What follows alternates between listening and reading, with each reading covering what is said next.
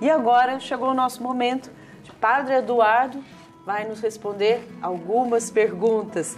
Todas porque não dá tempo, viu, Padre Eduardo? Mas se desse tempo a gente conversaria muito mais, porque é muito bom conversar com o Padre Eduardo, que sempre está aqui com a gente, nos ajudando, né, a caminhar, nos orientando, como isso é importante para nós. Isso é uma bênção, isso também é uma forma de oração. Vamos começar. Você mandou sua pergunta para nós, para o nosso WhatsApp, 0 operadora 12 99724 2200, tá bom? A primeira pergunta é da Rosilene, ela é da cidade de Belo Horizonte, Minas Gerais. Bom dia a vocês.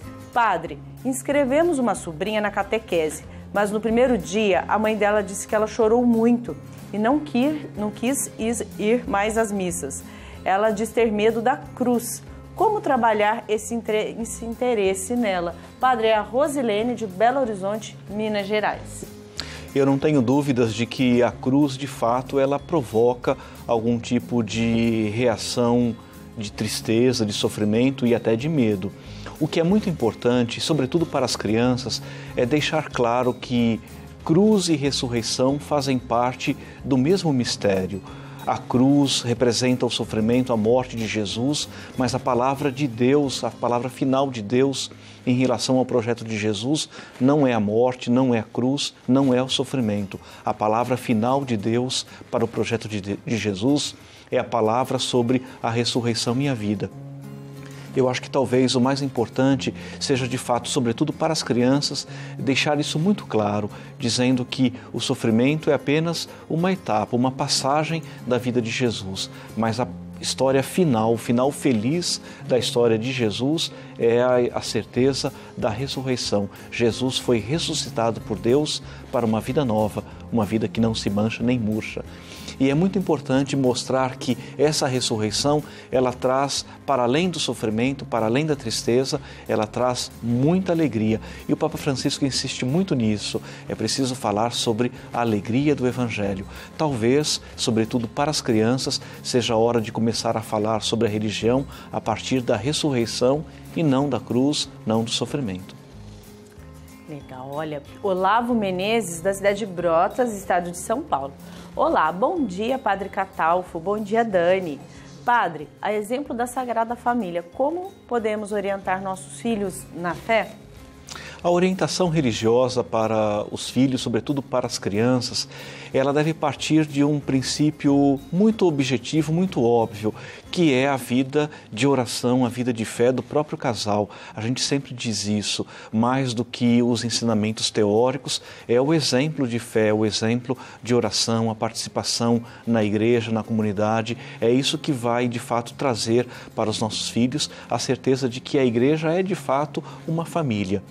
O ensino da religião não é apenas um ensino teórico. Nós não devemos apenas nos preocupar em passar informações relevantes ou teóricas para os nossos filhos. Nós devemos fazer com que os filhos entendam que a religião é sempre uma experiência de Deus, um encontro com Deus. Deus é alguém que está muito próximo de nós.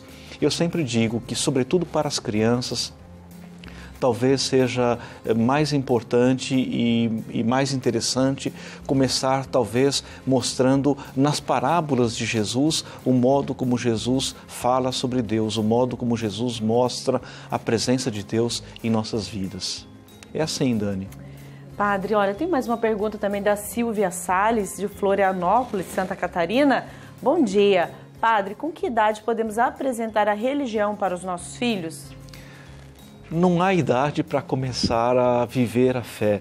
Eu acho que desde o batismo, a celebração batismal, ela de alguma maneira ela pode inaugurar isso, inaugurar a inserção da criança na vida de oração, na vida de fé. Mesmo antes da sua criança começar a falar, é preciso que você fale com ela sobre Deus, fale com ela sobre a religião e, claro, sobretudo quando a criança entra na idade escolar, é hora de inscrevê-la na catequese, é hora de começar um trabalho de educação religiosa também mais sistemático. Legal, Padre. Padre, olha, Rosemary Silva de Alfenas, Minas Gerais. Padre, meu filho tem 30 anos e não acredita mais em Deus. O que podemos fazer para a sua conversão? A sua história faz lembrar a história de Santa Mônica, que rezou durante uma vida pela conversão de seu filho. Eu sempre digo que o fato de a pessoa não frequentar a igreja e mesmo formalmente dizer que não acredita em Deus, não significa que Deus não está no coração dela. Eu acho que essa é a primeira conclusão relevante que você deve considerar. Ele é um bom filho, ele está presente na sua vida, no seu cotidiano. Se a resposta é positiva, ótimo, ótimo, porque você vai ter a certeza de que ele, ao ser um bom filho, ao estar presente na sua vida, ele é alguém que tem Deus no coração, ainda que formalmente diga que não tem. Mas o mais importante é que, de fato, você continue rezando por ele, rezando pelo seu filho e esperando o momento oportuno para que Deus, de fato, toque no coração dele e ele entenda o sentido, o significado, a importância de viver a fé cristã como prática de vida. São sempre as mães voltadas para o filho, principalmente enquanto é criança, é um tipo de preocupação, e os mais avançados aí também, Padre. Ainda agora nas crianças de 7, 10 anos, né? Bom dia a todos. Essa pergunta de Gustavo Pereira Campos, de Linhares, no Espírito Santo, Padre. Ele diz aqui, Padre, nessa pandemia, como não vamos mais às missas, criamos uma rotina de oração em casa. Lemos a Bíblia e rezamos o terço. Mas nossos filhos não prestam atenção, não se comportam durante as orações. O que podemos fazer? São 2 meninos, Padre, de 7 e 10 anos. Nessa idade de 7, 10 anos, eu imagino que vai continuar sendo muito difícil fazer os filhos rezarem o terço, mas há outras maneiras de oração. Eu lembro, por exemplo, o projeto Devotos Mirins. O projeto Devotos Mirins já há muitos anos faz parte da família dos devotos e é uma maneira muito descontraída de ensinar para as crianças o relacionamento com Deus, o encontro com Deus. Mas há muitas outras maneiras também. Em geral, as grandes editoras católicas, entre elas a editora Santuário, sempre oferecem livros que são oportunos para as crianças. Eu trago hoje 2 exemplos. O que eu mais gosto é esse pequenininho aqui chamado Salmos de Criança. Claro que se você pegar o texto bíblico e mostrar ali para as crianças, talvez seja um pouco cansativo, mas aqui o Salmo de Crianças é um livro muito bonito que está numa linguagem própria, uma linguagem adaptada para as crianças. É fácil encontrá-lo através do 0800 16 0004, é o telefone da editora Santuário. Um livro muito bonito, um livro que vai certamente trazer para a sua criança um encontro com Deus.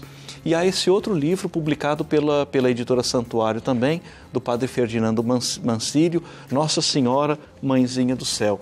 Um livro que supõe a interatividade com as crianças. Um livro para se divertir, para colorir, para se alegrar. 0800 16 0004. São maneiras, são instrumentos que nos fazem aproximar Deus das crianças, mas é preciso, para a educação dos filhos, sobretudo, muita paciência também quando nós rezamos com eles. Verdade, muito gostoso, né? Também interage com a família, para pintar, aprende, rezando, reza, aprendendo, e assim a família toda faz junto, também fortalece esse vínculo. Padre Joana Cardoso, de Guaranhuns, no Pernambuco.